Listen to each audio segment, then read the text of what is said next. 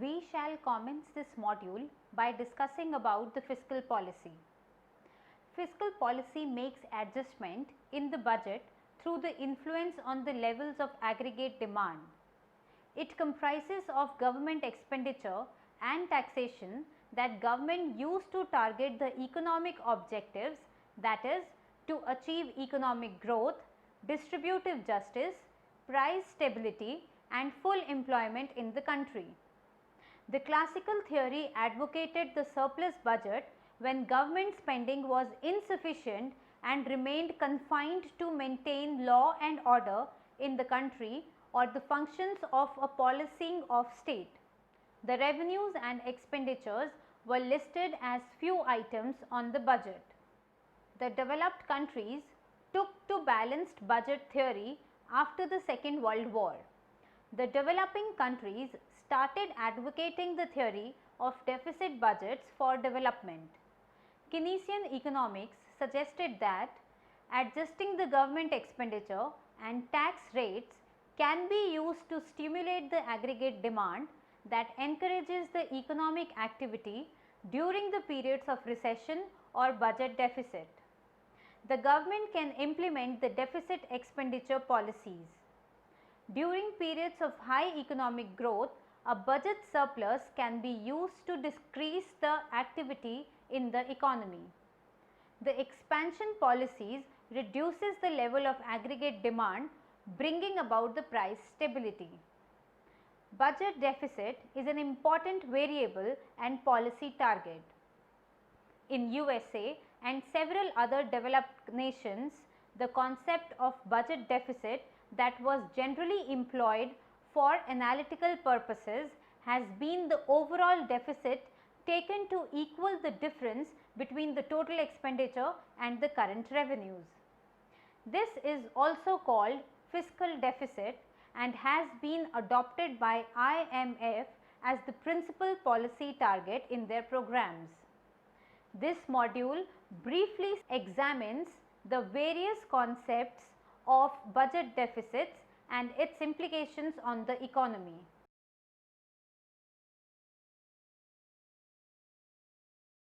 After studying this module, you shall be able to understand the meaning of budget and different views of the economist on budget deficit, to examine the different types of budget deficits, to understand the budget deficit and its implications, to understand the monetized deficit and its implications, to understand the revenue deficit and its implications, to understand the fiscal deficit and its implications, to understand the primary deficit and its implications.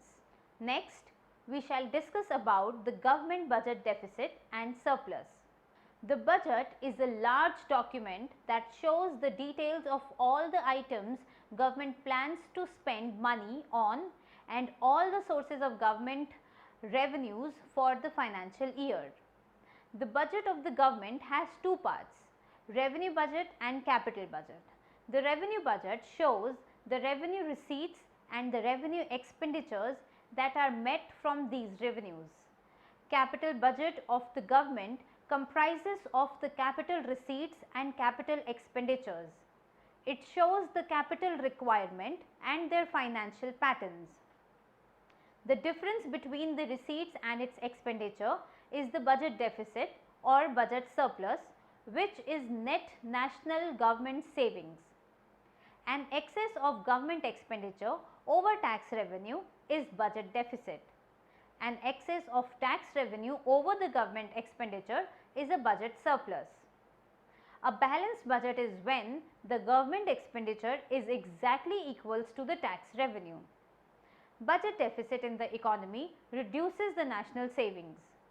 National savings is the sum of the private savings, that is savings of the households out of after tax income, and the public savings, that is the tax revenue that the government saves rather than spends. The sources of loanable funds. When the government runs a budget deficit, it results in dissavings. Public savings get reduced and becomes negative, that further reduces the national savings. Government financed the budget deficit by borrowing in the bond market. Borrowing when gets accumulated is the government debt. The borrowings are thus used to meet the expenditure needs, including servicing of the old debt. The supply of loanable funds available to the households and firms for investment gets reduced when the government borrows to finance the budget deficit. This increases the interest rate that alters the behavior of the household and the firms. It discourages the demanders of the loanable funds. The government borrowings crowd out the investment or the investment decreases. Since investment is important for the long run economic growth, budget deficit reduces the economy's growth rate. Government budget surplus works in the opposite direction. It saves the difference after meeting out the government debt. It increases the supply of loanable funds, reduces the interest rate and stimulates the investment and thus more economic growth. Algebraically, this can be explained using the accounting identities. SP is equals to Y minus T minus C and SG is equals to T minus G, where SP is the private savings and SG is the public savings. Y is the gross domestic product, that is GDP, T is the taxes, C is the private consumption, G is the government's expenditure. Then national savings, that is SN, would be equals to SP plus SG. Thus, SN would be equals to Y minus C minus G. This is given as equation 1. Given Y is equals to C plus I plus G plus NX, where C is consumption, I is investment, G is the government expenditure and NX is the net exports, substituting this equation in equation 1 of national savings, we get S is equals to I plus NX. This is given as equation 3. Therefore, the national saving is equals to the investment and the net exports. In other words, the overall fall in the investment and net exports essentially must match the overall fall in the national saving to the extent that budget deficit increases the trade deficit and creates a corresponding effect of increase in the flow of assets abroad. A rise in the interest rate also increases the demand for the domestic currency in the market for foreign exchange, causing the currency to appreciate. The appreciation of the currency in turn affects the trade in goods and services. Exports fall, import rises and the trade balance moves toward deficit. Thus, budget deficit reduces the national savings, which would reduce the investment and net exports. Let us now discuss the theoretical perspective of the budget deficit. Government deficits and government debt has become the most serious concern in both developed and developing countries. An extensive theoretical perspective has been developed to examine the budget deficit and its impact on the macroeconomic variables like savings, investment and growth. Amongst the mainstream analytical perspectives, the three distinct schools of thoughts on budget deficit are noteworthy and are as follows. First is the Neoclassical School of thought. The Neoclassical School considers the far-sighted individual planning their consumption over their own life cycle. Budget deficit raised the total lifeline consumption. It shifts the taxes to the future generations, increasing the current consumption. By assuming the full employment of resources, the Neoclassical School argues that increased consumption implies a decrease in saving. Interest rate must then rise to bring the equilibrium in the capital market. The higher interest rate with the budget deficit would crowd out the private investment. This would lead to a decline in private investment. The Neoclassical view considers the budget deficit detrimental to the investment and growth. Second is the Kinesian School of thought. The Kinesian School considers the fraction of population as either myopic or liquidity constrained. The individuals have high propensities to consume. The temporary tax reduction or increase in the government expenditure would increase the aggregate demand. As the resources are not fully employed, national income rises due to the multiplier effect. This increases the interest rates. The increase in the interest rate would partially offset the multiplier effect. However, it would neutralize by the profitability of investments. The budget deficit has expansionary effects as it results in increase in production, which makes the investors more optimistic in investment. This leads to crowding in effect. The budget deficit stimulates both consumption and national income. Savings and investments are not adversely affected despite of the increase in the interest rate. This is due to employment of unutilized resources. However, in the Keynesian paradigm, if the resources are fully employed, then it would lead to crowding out of investment. Thus, the short-term effect of appropriately timed budget deficits are beneficial. Third is the Riccardian equivalence school of thought. The Riccardian equivalence approach, advanced by Barrow in 1989, conceives of far-sighted, fully informed, altruistic individuals. They argue that an increase in budget deficit because of an increase in the government expenditure must be paid for either today or tomorrow. The total present value of the receipts is fixed by the total present value of the expenditure. Thus, a reduction in the present taxes must be equal to an increase in the future taxes, leaving the interest rates and thus the private investment unchanged. Thus, deficits do not have any impact on the aggregate demand and helps in smoothing of the expenditure or revenue shocks. Thus, it is noteworthy that among three schools, one can find support for every conceivable normative position. The budget deficit is good, bad or irrelevant depending on the choice of an analytical perspective. The Neoclassical and the Riccardian put emphasis on the long run, whereas Keynesian on the short run effect. Moving on to discuss the types of budget deficit. Budget deficit concept admits of the several variations and yields divergent types of budget deficit. Each type has analytical and policy relevance. According to the World Bank, the choice of the correct measure depends upon the purpose of analysis. There can be different types of deficit in a budget depending upon the types of receipts and expenditure taken into consideration.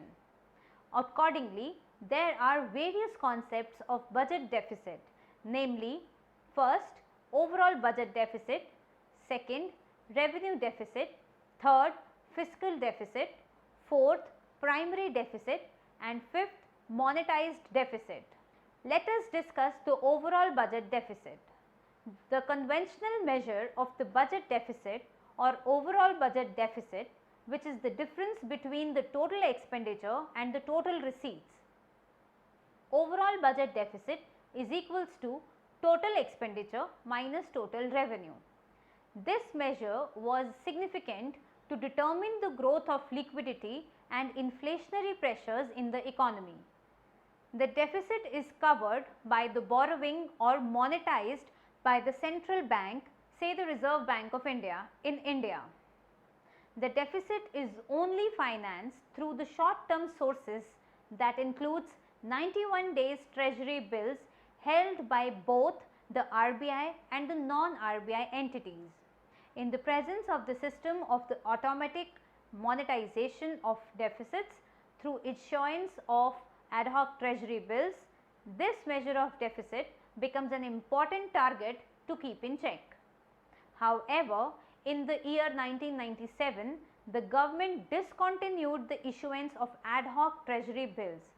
Instead, a scheme of ways and means advances popularly known as WMA by the RBI, was introduced to cover the deficit. As a result of this, the concept of budget deficit in the traditional sense lost its significance in the public finance, that is, as an indicator of short-term requirements of the funds or extent of monetization.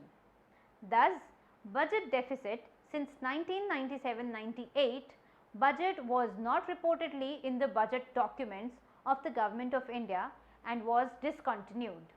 Next is monetized deficit. Monetized deficit is that part of the government deficit which is solely financed by the RBI. It indicates the quantum of additional money created as a result of the credit extended to RBI. When the government has a significant amount of outstanding debt, it can purchase its own debt with new printed money and thus monetized part of its debt. This is financed by borrowing both short and the long term from the RBI. The supply of money exceeds its demand, driving up the prices, leading to the inflationary consequence. Thus, monetized deficits are an important indicator of the inflationary impact of the increase in the government's budgetary deficit. The significance of this deficit is that it is important to regulate and, if necessary, to reduce the monetized deficit to control the inflationary pressures. Third is revenue deficit. Revenue deficit is excess of total revenue expenditure of the government over its total revenue receipts. Revenue deficit signifies that government's own revenue is insufficient to meet normal functioning of the government departments and provisions of services. Revenue deficit is equals to total revenue expenditure minus total revenue receipts. Revenue deficit means dis-savings on the government account. The government should maintain surplus in the revenue budget so that it increases the savings in the economy. The deficit is to be met from capital receipts, that is, through borrowings and sale of its assets or disinvestment. Increased borrowing would lead to increase in the interest payments, which in turn necessitate larger borrowings. The economy would move in the vicious circle. The borrowed funds from the capital account are used to meet generally the consumption expenditure of the government, leading to inflationary situation in the economy. Thus, revenue deficit may result either in increasing government liabilities or in reducing the government assets. A high revenue deficit warrants that the government either to curtail its expenditure and avoid unnecessary or unproductive expenditure or increase its tax and non-tax receipts. In the Indian context, a new term, effective revenue deficit, was introduced in the Central Budget 2011 and 12. It is the difference between the revenue deficit and grants for creation of capital assets. It is also the amount of capital receipts that are being used for the actual consumption expenditure of the government. This is a new parameter and same is targeted to be eliminated by the 31st March of 2015 as per the amendment made in 2012 to Fiscal Responsibility and Budget Management Act known as FRBM Act. However, the 14th Finance Commission observed that the concept of effective revenue deficit is not recognized in the standard government accounting process. The Commission recommended that the central government should consider making an amendment to the FRBM Act to omit the definition of effective revenue deficit from 1st April 2015.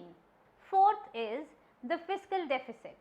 Fiscal deficit has replaced the traditional measure of overall budget deficit.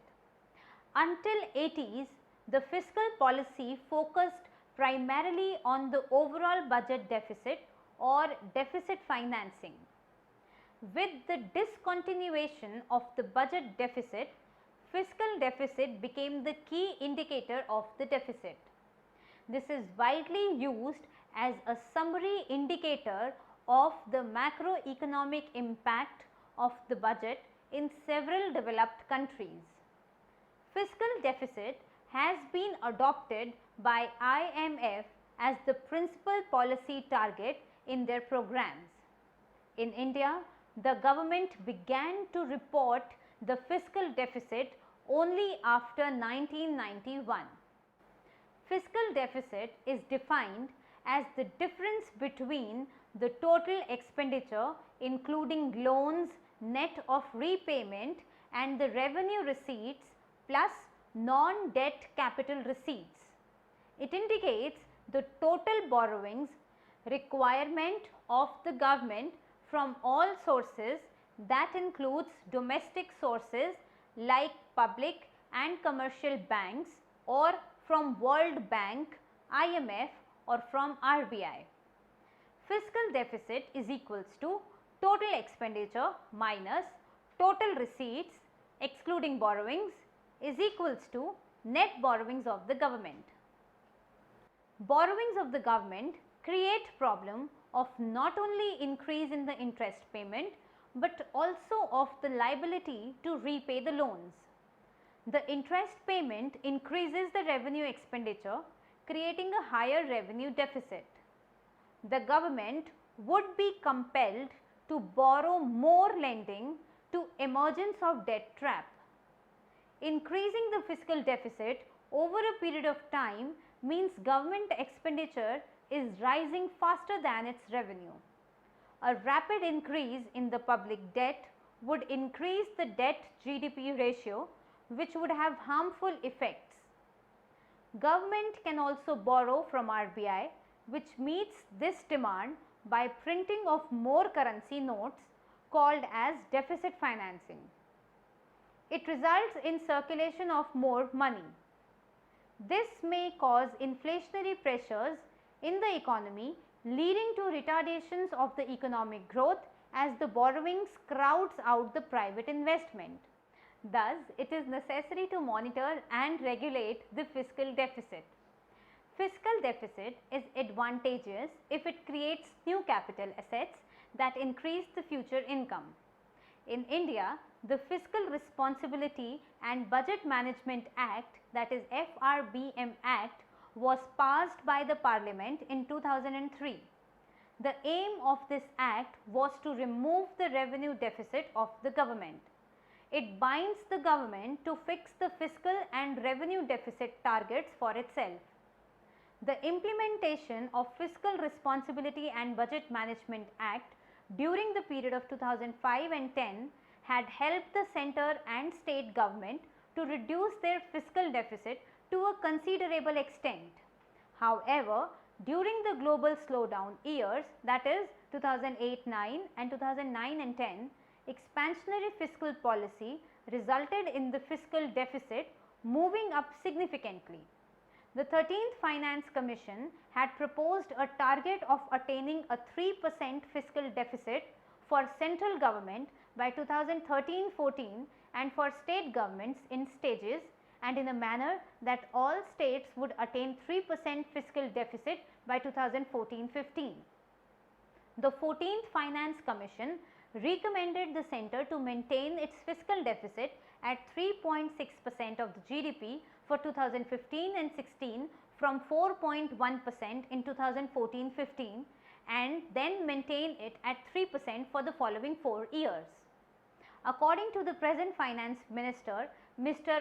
Arun Jaitley, the 3% fiscal deficit target will now be achieved in 3 years as against the FRBM target of 2 years, that is, as per the new roadmap for the fiscal consolidation, fiscal deficit will be 3.9% of GDP in 2015-16, 3.5 in 2016-17 and 3% by 2017 and 18. Next is the primary deficit. Primary deficit is defined as the fiscal deficit of the current year minus the interest payment on the previous borrowings. That is, primary deficit is equals to fiscal deficit minus interest payments.